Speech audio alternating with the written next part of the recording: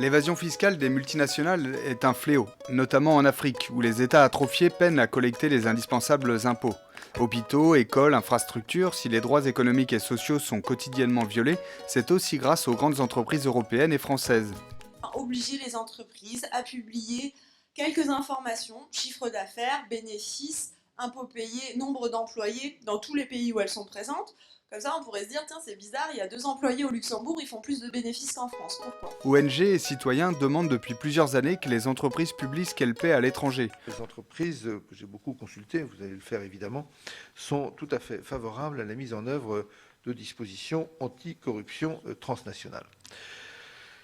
Un amendement clé a été proposé par des députés de gauche pour un reporting pays par pays. Pour la deuxième fois, le gouvernement plante un poignard dans le dos de la transparence. Vous vous souvenez peut-être Christian Ecker allant jusqu'à faire revoter les députés en décembre 2015 pour annuler l'amendement. Travaille sur les questions de fiscalité, qui poursuit un certain nombre d'entreprises. Jeudi dernier, Michel Sapin a réussi l'exploit de monopoliser la parole alors qu'un amendement similaire allait être enfin adopté. Le temps de rameuter en urgence 5 députés et empêcher de faire passer le texte. Alors maintenant, nous sommes au sujet. Non, mais j'ai pris un peu de temps. Parce qu'à écouter certains, on a le sentiment qu'on n'a rien fait. Et même à écouter certains ou certaines, on a l'impression qu'on serait complice de la fraude fiscale. C'est ça qui est insupportable.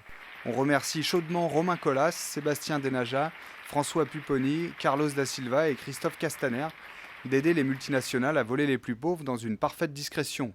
Mais qui est un univers enfermé sur lui-même, qui se condamne à n'avoir jamais aucune efficacité.